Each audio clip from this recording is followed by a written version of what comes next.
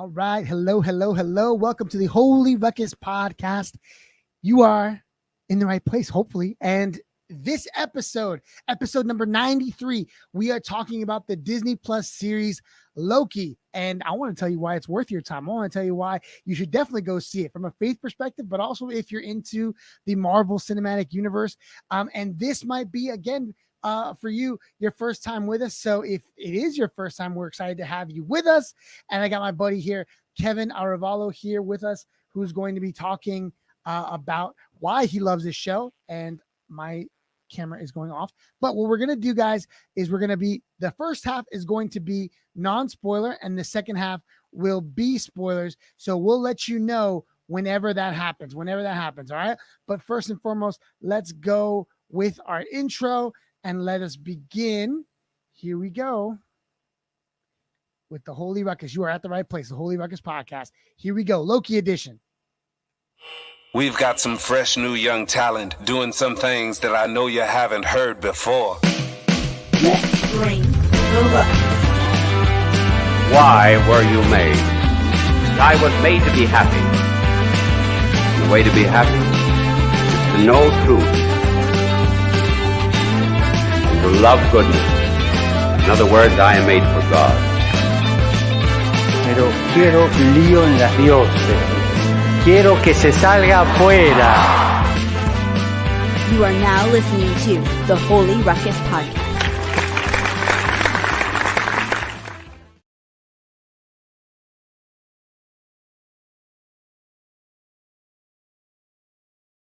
All right. Hello, hello, hello. You are rocking with the Holy Ruckus podcast with my guy. Kevin is here. What's up, Kevin? Hello, everyone. I'm doing great. What's going on? Everyone else that's watching this is doing great as well. Yes. Ladies and gentlemen, you are at the right place. The Holy Ruckus podcast. I had to switch up my camera view, but, tech happens and you just got to kind of adjust.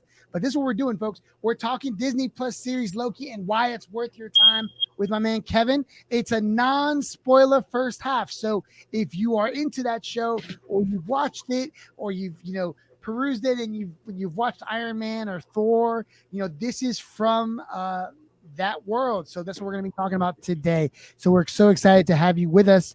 And here we go. But first, let me introduce my guest and a friend, Kevin Arevalo. Kevin, what brings you here? What how'd you get here? And you've been with the Holy Ruckus for a little bit with working with Santo Leo, but tell us a little bit about yourself. So, again, my name is Kevin Arevalo, and I'm from El Salvador, and I am a graphic designer here in local area. I've been, like Josh said, I've been part of El Santo Leo, which is the Spanish version of the Holy Ruckus for a little bit more than a year. And yeah, I'm really excited for this. This is my first time being on a podcast, so really, just really improvising and see how it goes. A little bit nervous too, but I think that's something that happens to all of us. Sure, absolutely, man. I think the best way to put it is that if you're nervous, it means that you care. Right. If you're nervous, it means that you give a darn and that you want it to go well. And we've had a few preliminary talks about how we wanted to talk about this. But one of the first things we wanted to know, or I wanted to know, was had you been watching this and had it been something that you've been watching? So for those that don't know, for those that do, so a good synopsis of the story Loki is we know Loki from but I've been into mythology and stuff in school and hearing about it, like going to trips to the libraries, getting books and stuff. But Loki is from Norse mythology, and it comes from that of Thor and from the movie Thor that in the comic books in the Marvel comics. So Loki, the show, is a kind of a sidebar to that. Loki revolves around the mischievous villain escaping the clutches of the Avengers and getting caught by the TVA, the Time Variance Authority. This sends him on a mission to catch the different antagonists who have been troubling the timeline. And this is not, spoiler heavy or anything else, but it's why did and we'll go into it. But it was so interesting that out of all the shows that Disney Plus has been coming out with, that why do we think that they gave Loki his own show? But I'll ask Kevin first. Kevin, why do you think Disney wanted to give Loki his show? Like, why? I mean, he's a villain, right? I mean, what is it about this character that seems to be a fan favorite for people? What do you think? Well, actually, the interesting thing is before this, I searched up on Google, why is Loki its own show? What a coincidence, right? And one of the first things is he's charming and he's handsome. I'm like, okay. But I think that Loki is a very interesting character. There's so much material to work with respect to Loki as a character. And so we know that already from watching, the Infinity War. From watching Infinity War, we know what happens to Loki. He ends up dying. And so to see Loki have his own show is another way to explore Loki as a character and seeing, Loki growing in a different way as opposed to the way he grew and bonded with his brother in the MCU. So that is from the movies. I don't know what the order was, but from Thor to Infinity War, right?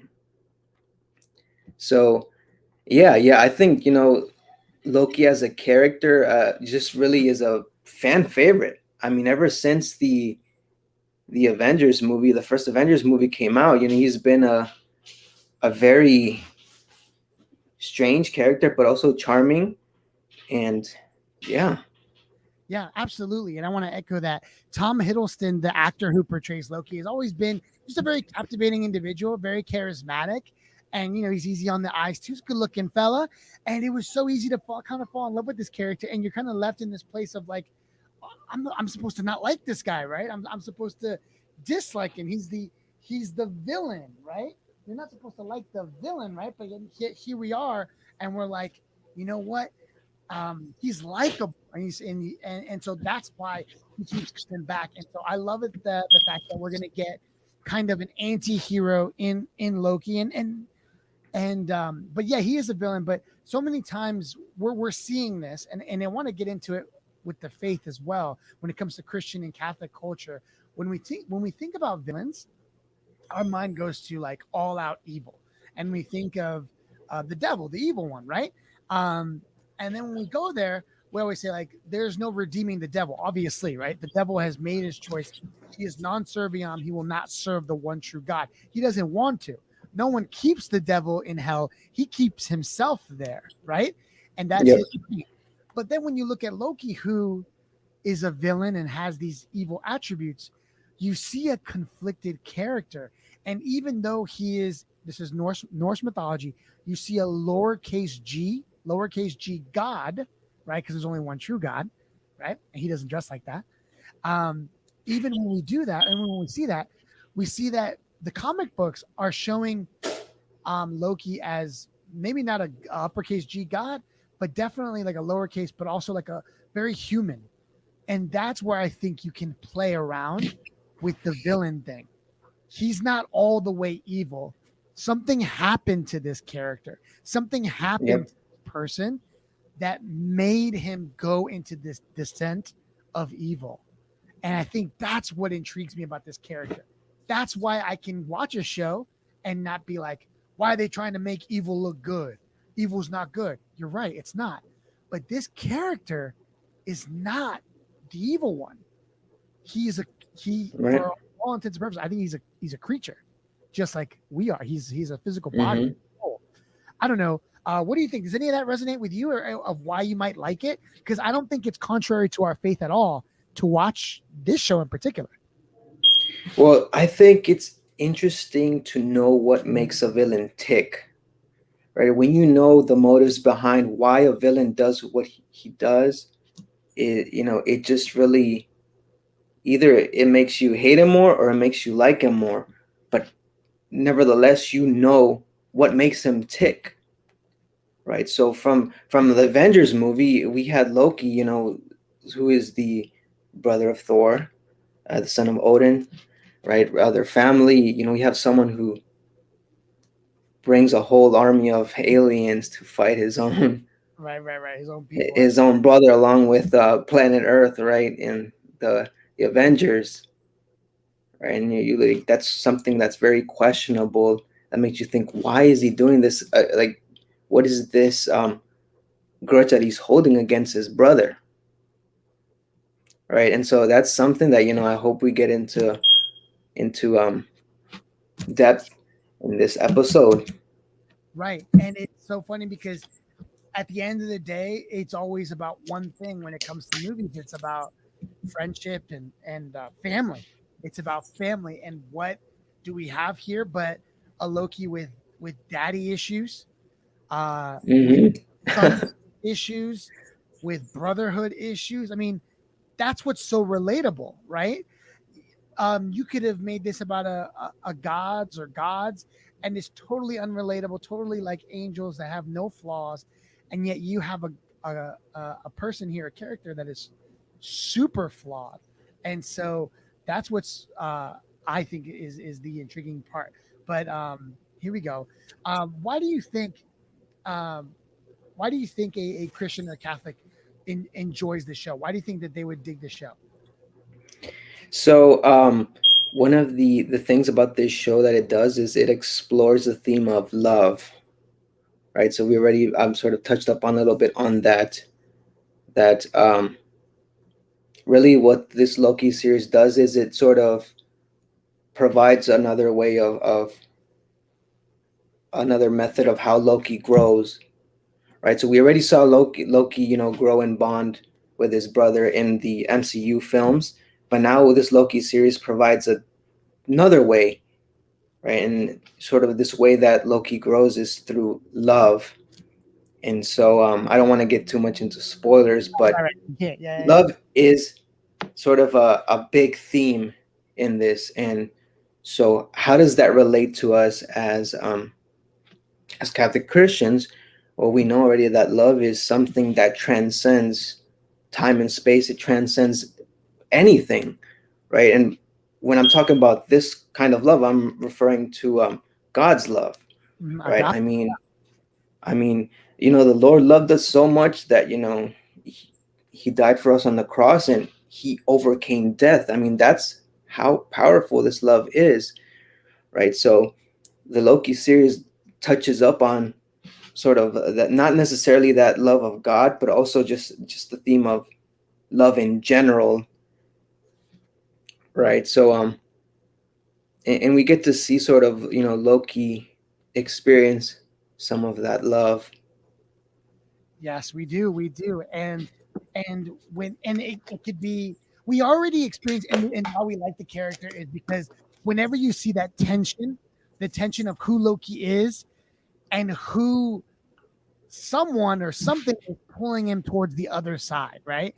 His almost desire is to want to be this evil bad guy causing mischief and doing and causing trouble, but then he's also inching closer towards the light, towards the goodness, and that virtue takes over. So when we say, guys, that there's a big theme in Loki is the family and everything else, you can just chalk that up to love. And who is love but God? God is love, right? And so there's different styles of love, as we know from the Greek, right? We're talking about this agape love, this sacrificial love that we see. And it's not the first time that we've seen it. If you've been following the story of Loki outside of this show, and this is non-spoiler, there are moments in the story where Loki seems to give into agape love, and either he witnesses being saved by his dad or by his mother, right? And these are his adoptive parents, right?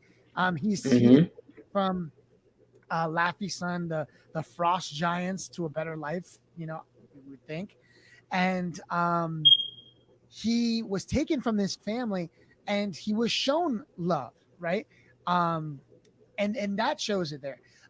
His mother tries to save Asgard, or tries to save their home because their home world is Asgard or whatever, right? And she sacrifices herself. She dies, right? And again, this isn't spoiler. Loki sees Thor.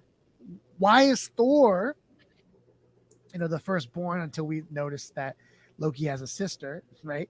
Why is Thor the one that's loved by everybody? Because Thor except for the first movie, learns how to sacrifice, right? It's almost kind of very similar as to why we love Tony Stark, right? Because he learns how to sacrifice, right? That's right. And that's a theme in the first Avengers movie, right? Captain America kind of taunts Tony Stark and says, "You're not willing. You're not the kind of guy who's going to lay down his life, right? You're going to cut the rope. Right. You're not going to try." Loki has that going on too. There's a lot of parallels between Loki and Tony Stark in that way. But yet here we go. So I don't know. What do you think? So, I think Loki is definitely loved. So again, he was adopted. He's a frost giant, and he was taken in by this family who loved them, right? And really, it's because of them he's alive, right? Because if it wasn't for them, he would have ended up on whatever planet the frost giants were at, right? So Loki is definitely loved, but he's caught up in this or should I say he's blinded by the fact that he was adopted, and that he thinks that Thor is the favorite one here, and he hates that, right? So combine that, being adopted, being a frost giant, and having your brother be sort of the favorite one. That's something that has really blinded him from truly seeing him, truly feeling that love. Right. And that's that's envy, right? That's sin. That's right. Blinded him from seeing things as they truly are. Right. That's right. And so one of the things that I actually want to comment on is that going back to this thing about Loki being a villain, right? So not all villains are evil, right? Again, when you look into what makes a villain tick, you're gonna see some very human aspects, some very like things there that make you think, oh, so this is why he became a villain. But it's not necessarily it's not out of 100% out of sort of a malice intention, or an intention of being 100% evil, right? So Loki, and let me look at my notes real quick. So really, Loki calls himself the god of mischief, lowercase g, right? Yeah. But the way I view it, and the way I thought about this, was that Loki isn't really the god of mischief. That's a label that he put himself to make him feel better. But at the end of the day, it doesn't make him feel better, right? So this is something that really what Loki wants is attention, which explains why he does what he does, right? And that's also because he's envious too of Thor. And so externally, we see someone who enjoys hurting people, who enjoys betraying people, who loves to talk about himself and loves causing chaos. But internally, there's someone who is having sort of an identity crisis. So in the sense that, he's a frost giant, but he's adopted, and he's the son of Odin. He's like, what am I? I think there is a scene, in I think it was in Thor 2, or one of the Thor movies, where he asks his father, he's like, what am I? And then his father says, you're my son. But he's still struggling with that, right? Yeah. So internally, we see someone who has an identity crisis, and someone who is also yearning for attention, and most importantly, for love, right? Absolutely. So this is what makes him tick, and this is something that the Loki series goes into depth. Like, we really, what this show does is it takes Loki and it sort of like takes all the components out and sees, okay, this is really what makes Loki tick. Sure. Yeah, you're the idea of what you think about someone that is a villain is kind of turned on top of its head. And this is in And I want to say that this was the best attempt at doing it, because this is not the first new thing. I mean, they do it with Maleficent, they do it with Cruella, and all these other movies that they're trying to show these villains as like character, like true troubled characters. That's a little different. I don't know if I'm into that, or that they did a good job. What I love about how they approach Loki is they do it over the course of a show, over the course of 6 episodes, and there's going to be a season 2, and that lets you really flesh out this character. If it was a movie, there'd be holes, right? But the fact that there's a show, you get a chance to see this character that you've already pegged as the villain, and who you're sympathetic towards already, because if you've seen the other movies, and it slowly begins to unravel. You slowly get and guys, if you've never seen, and I would recommend, obviously watching it, but if you've never seen any of the Marvel movies, they recap a lot of Loki's journey, Loki specific, in like the first episode, in the first 2 episodes. So my encouragement to you guys would be probably watch Thor 1. Watch Thor 1 and Avengers 1, and watch it, and then watch Loki, or come back, and then that way you can get a good primer of what we're talking about. But one thing that you said in your notes, Kevin, that I want to bring up, because I think it was really good. He is loved by his family, but he fails to see that because he is so caught up in the fact that he was adopted. And maybe you answered that already, but what does that mean? So, just giving sort of an example, a real life example, and so this is relating to that, of course, is that many times we give ourselves identities or labels. For example, a doctor, lawyer, graphic designer, with respect to politics, left or right, Sure. Black, Latino, American, right? These are things that are part of us, right? They're important, and because they're also part of us. But sometimes we put these things over our most important and first identity, which is that we are children of God, and that we need love, and that love is that love that comes from God, right? So really, Loki puts this label that he is the god of mischief, that he enjoys hurting people, he enjoys betraying people. But really, in reality, this is sort of as a way to hide what he's truly feeling.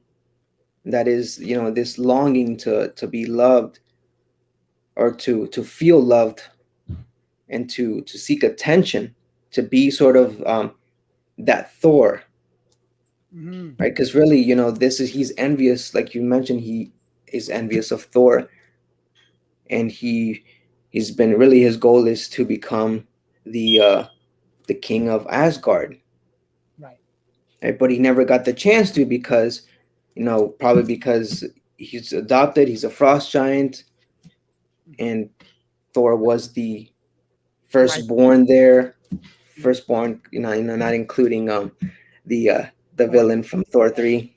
Right.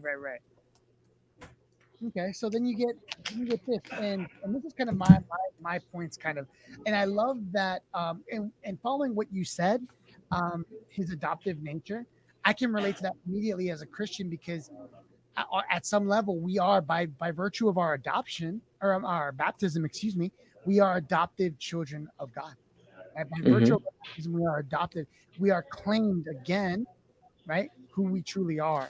And this story, this show, what it does is it shows you more of that. Like Loki saying, you know what? I know I've titled myself as the god of mischief, as this troublemaker, as this evil person, as the villain, but now I'm actually going to start clinging to the things that I love, right? And you see that he falls in love. He in a romantic sense, you see that he falls in friendship love, right? With a That's right. love, and that was some of the best parts of it. And that's not really spoiler. That his interaction with Owen Wilson is amazing. Is Mobius in the story.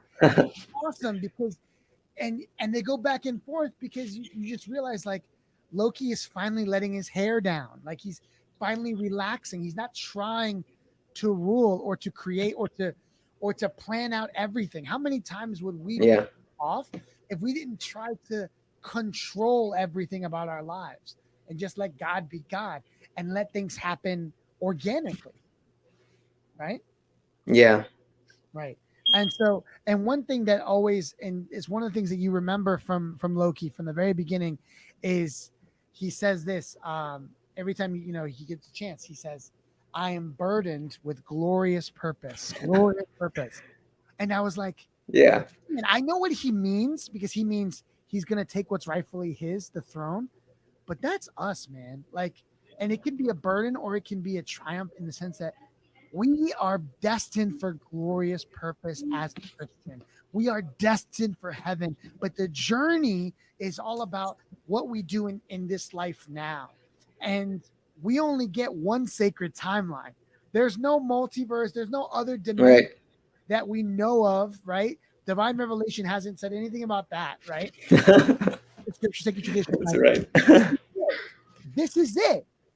And so, yes, in this fictional show and movies, you get introduced to the sacred timeline and multiple universes, multiple timelines that Loki has to go and fix when he messes things up, right?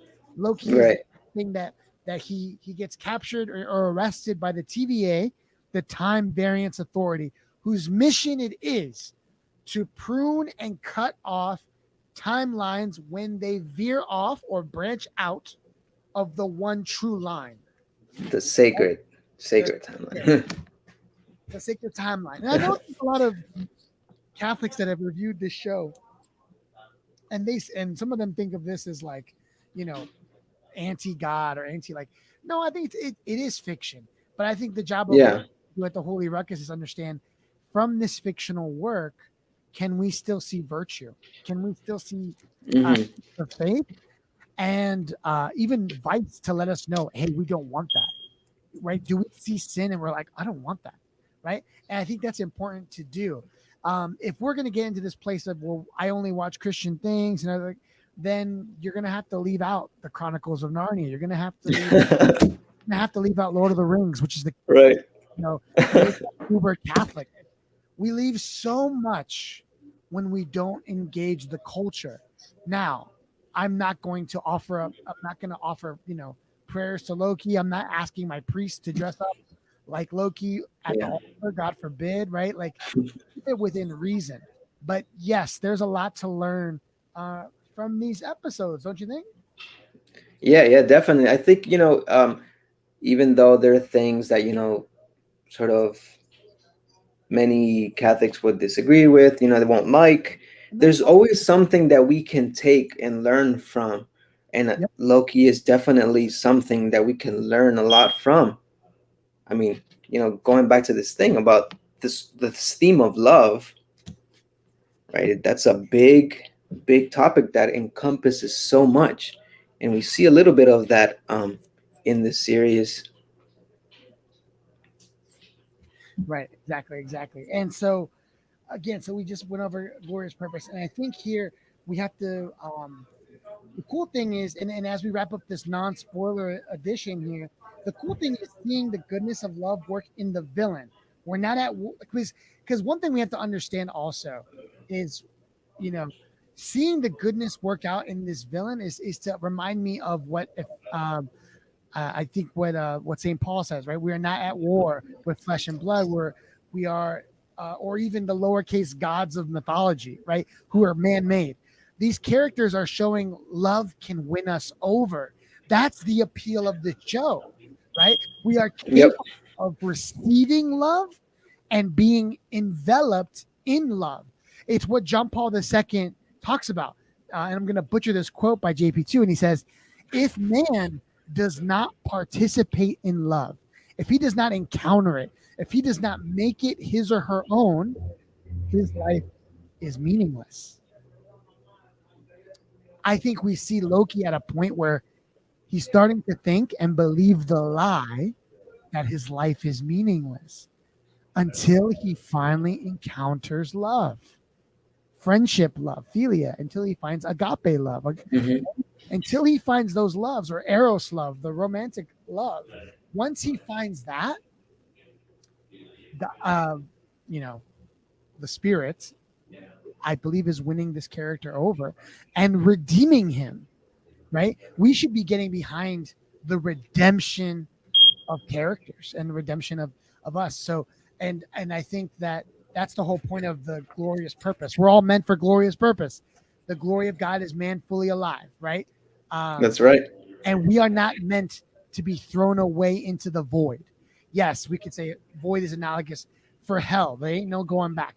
Yes, but you have to intentionally want that. I don't think Loki wants that, right? And he says as much in his show, non-spoiler, right? He says as much. I don't enjoy hurting people. I don't enjoy evil, but he does it. And so this is someone that's addicted to chaos. So might need therapy, right? Yeah. I don't know. Any reaction to that? What do you think? So, yeah, I think the Loki series is definitely a way to sort of redeem Loki in a way, to really just see him grow again. And so, going back to that quote about JP2 and about sort of love in general, it's something very powerful, right? And it's something that Loki gets to experience, and because of that, we see sort of this sort of change of heart, right? Sort of, and it starts from that where he says, I don't enjoy hurting people. I don't enjoy backstabbing people. I don't know if that wasn't if he said that, but really, when he was saying, I don't enjoy what I do, I don't enjoy hurting people, he doesn't enjoy any of that. So he didn't enjoy any of that, any of the things he did in Avengers, in any of the MCU films we've seen so far. Right? But I'm pretty sure he did enjoy those moments where he got to bond with Thor. Those moments of that I'm pretty sure he cherished. Right? And so the interesting thing is that in this series, in the show, the Loki that we see in the show hasn't yet experienced all the things that we've seen in the MCU films. So that is from Avengers to Infinity War. We see Loki sort of bond and grow with different people in a different way. And that way is through love. So, yeah. Absolutely. And you mentioned it, and I love that you said it, that he gets a change of heart, right? In the Greek, I mean, again, because our faith partly comes, in the Greek language as well, is there's a metanoia, there's a change of heart, there's a conversion aspect. And that's a Christian concept that we've adopted too, is that that is the nexus event, I want to say. That is what the TVA in the show, these kind of policing of time, right? These police of time, of the timeline, that what they try to stop is they want Loki to just be bad and to be locked up. They don't want the conversion of heart that Loki brings, that he'll do for himself, right? And so as we see that in our faith, like the evil one does not want the change of heart. He wants us to believe that what we've done is etched in stone and it's done, and through that is the cycle of violence and hurt, right? But with the changing of Loki's heart comes grace, could come grace, right? And and again, I'm not trying to Christianize Loki here, but I'm just trying to that healed people can heal people. Loki meets somebody, I'm not going to give it away. Loki meets somebody that through his own healing, he helps, right? And it's really beautiful. So, but let's get into it. Let's get into that spoiler zone. And so this is it, ladies and gentlemen. If you haven't yet watched Loki, now is your chance. Go on Disney Plus, borrow it from a friend, take their password, watch the show. And I already said, if you want to get up to date with Loki, I would just watch Thor #1. You could even watch Avengers 1 and you get all caught up. But otherwise, enjoy it. And here we go with the nerdy edition. Here is the spoiler section, and here we go. And let's keep. All right. Hold on. So now we can spoil it now, Kevin. Hold on. Give me a second here. Let me see what we can do. A ver. So here's spoiler review section. Before we get started, let's go to a break. In World Youth Day in Rio, Pope Francis asked for the church to go out and to evangelize. Well, at the Holy Ruckus, we're trying to do that.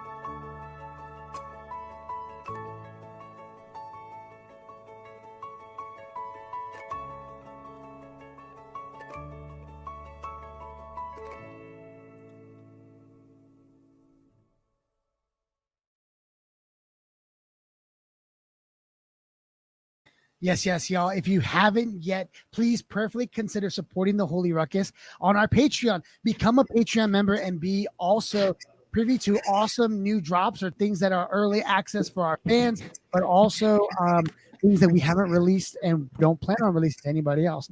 Things that I don't want to spoil it, but juicy Catholic things on Patreon. And I want to say, Kevin, that was an old video. Obviously, that was our old logo, but Kevin is actually the designer of the newest logo, and it's right up top, upper right-hand corner. So that's all you, Kevin. So thank you. You're welcome. It was great working on that logo. It's awesome. I'm so excited. And it's so hard. I'm sure it's so hard to jump into somebody's mind and to come up with something, but it was a trial and error process, but we got it. But let's do this. Let's wrap this up. Spoiler review section. All right. What do you got, man? The movie or the show Loki. What'd you think of the end? What do you got? So this is where I get a little bit nerdy with respect to the show and just everything in general. So I've been really caught up with sort of watching sort of analysis, YouTube videos on like people analyzing, just seeing the different theories. And I was really hoping, before the finale, I was really hoping that they would present Kang the Conqueror, right? So the big bad villain, the next Thanos. Yes. And so I would have been very disappointed if they would have not presented him as the person behind the TVA, because if you look back to the comics, Kang was someone who was really tied with the TVA, and as well as the judge, what's her name, Renslayer. Yes, yeah, right. So, man, it was, even though there wasn't a lot of action in the season finale, there was a lot more dialogue.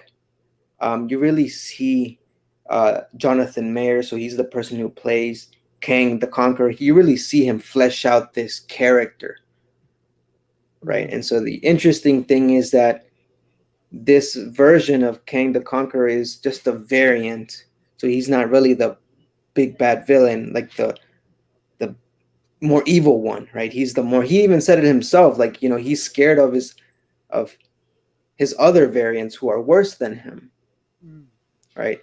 But I think my theory is that he's working with other variants, hence some sort of why at the end we see that Kang is the one that ends up in control of the TVA, right? So it was amazing. I was surprised. I enjoyed it. I've really been enjoying the whole show in general, and I would have to say that it takes my number one spot, sort of on top of WandaVision, which was my favorite show until Loki. Right. I would say it took it as well at the top spot. But also, yeah, I did some research on who Kang the Conqueror is, and to have it be set up with the whole time stuff. We get a glimpse of that with Thanos at the end. Like they have to become time travelers, and that just opens up a whole bunch of multiverse and timeline issues that every show or movie has to answer now, right?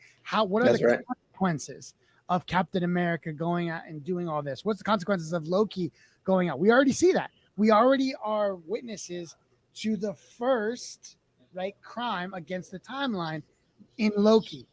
I wonder how else the timeline has been affected, or the story of our characters is affected because of the heroes did, because of what the heroes did. And so that's so interesting and so nuanced.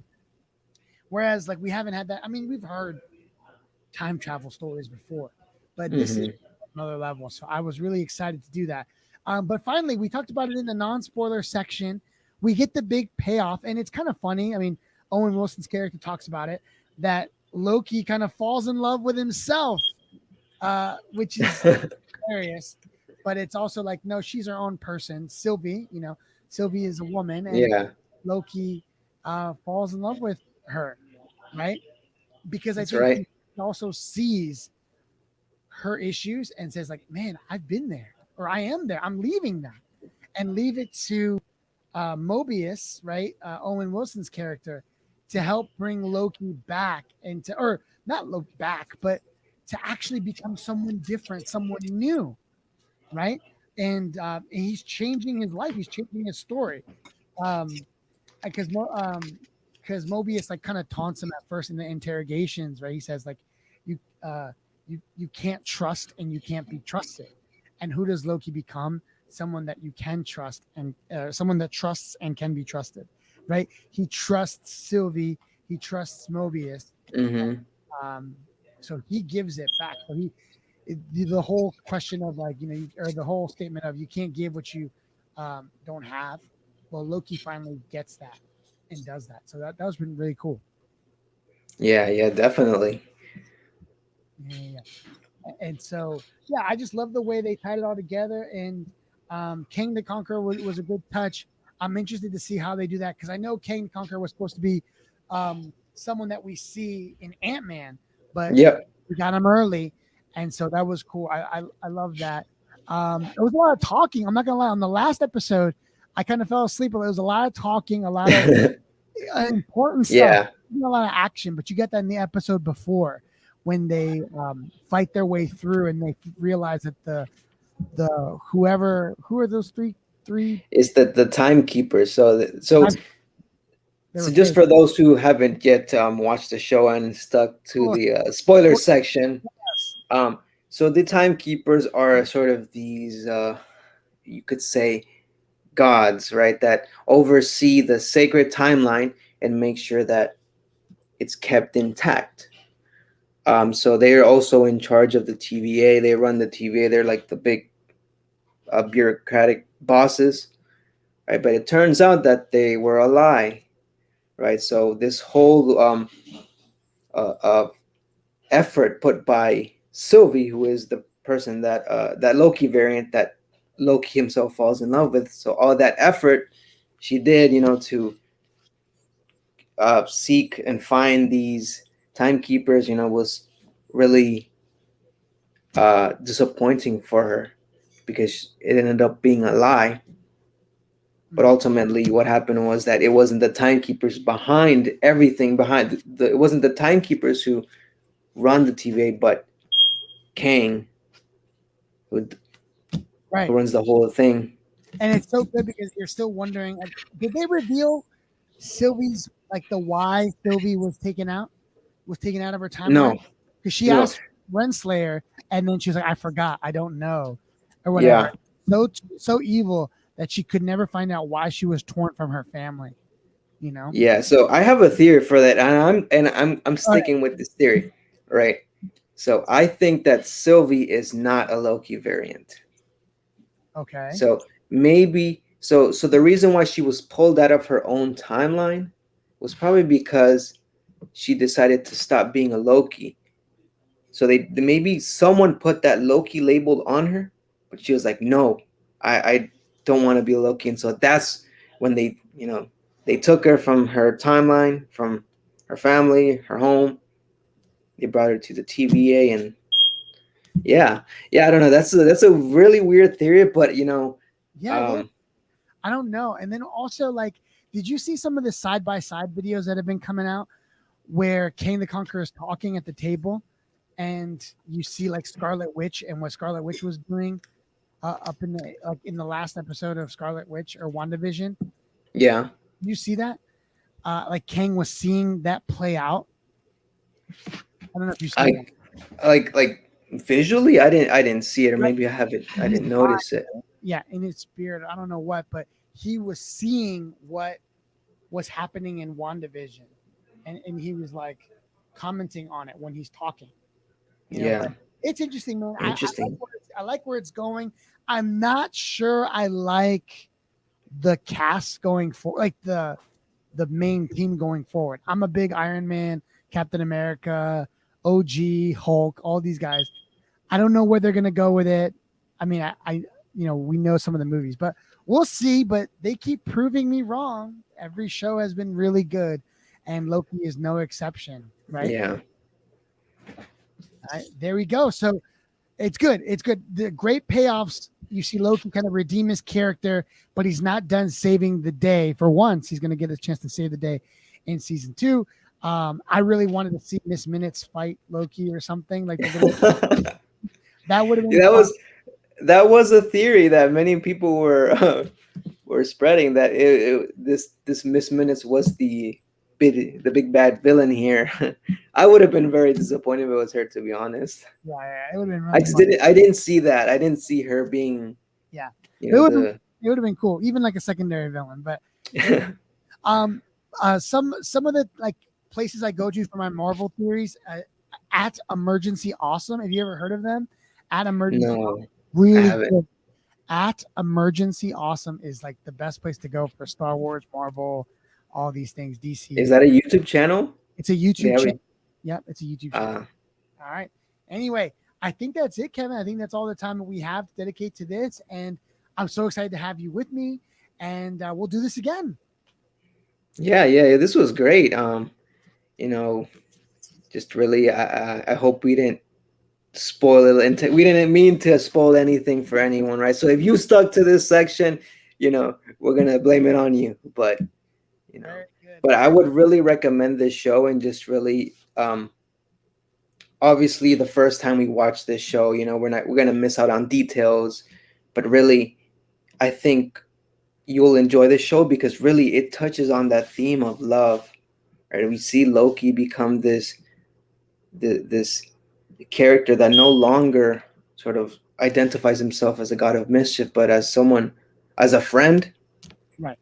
As someone who doesn't enjoy what the things he's done in the past, right? And that's a sign for all of us, right? It's a sign for all of us that we can be redeemed, but there is a God that's also redeeming. So, and also there is a God, uppercase G, in the Marvel universe. I don't know if you ever looked that up, but there is a God in the Marvel universe. It's not, I don't know what name is. Hold on. Marvel. Wait, really? There is? There is. Oh. He's called the One Above All. I'm pretty sure. I haven't heard of him. Hold on. That's new to me. Yeah, I might be blanking on the name, but there is a God who, all gold and everything else. But yes, there is a God. I mean, obviously not the Christian God and all this other stuff, but there is. So it's fiction, folks. But through that, you can find virtue and faith like we just did. So thanks so much for rocking with us. You've been watching the Holy Ruckus Podcast video edition with my man Kevin Arevalo. And we're so excited. Kevin, you will be with us again. You're part of the Holy Ruckus fam. And so we're so excited, and the Santo Leo fam. So thank you again for giving the time. Stay with me, Kevin. And for the rest of us, go ahead, if you haven't already done so, subscribe and follow at the Holy Ruckus on YouTube. Help us grow the channel. If you dug this conversation, go ahead and share it around. We'll see ya.